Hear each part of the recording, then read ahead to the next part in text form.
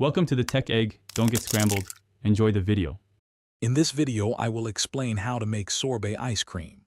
First, gather your fresh fruit, sugar, and water. You'll also need an ice cream maker for the best results. We'll cover selecting the perfect fruit, creating a balanced syrup, and the churning process.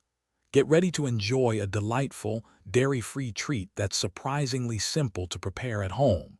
Let's dive into the steps for a perfectly smooth and flavorful sorbet.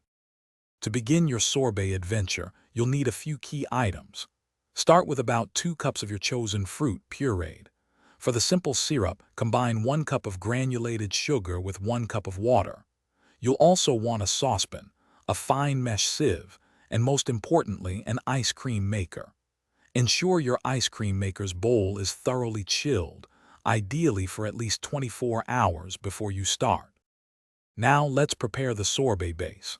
First, make your simple syrup by heating 1 cup of sugar and 1 cup of water in a saucepan until the sugar fully dissolves. Let this syrup cool completely. Next, combine your 2 cups of fruit puree with the cooled simple syrup. For an extra smooth texture, pass the entire mixture through a fine mesh sieve. This removes any pulp or seeds, ensuring a delightful mouthfeel.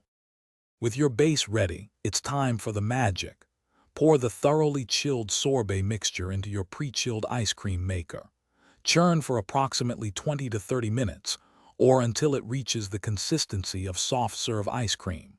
For a firmer sorbet, transfer it to an airtight container and freeze for at least 4 hours. Serve immediately for a refreshing treat, perhaps garnished with fresh fruit. Thanks for watching. Consider subscribing if I helped unscramble your problems.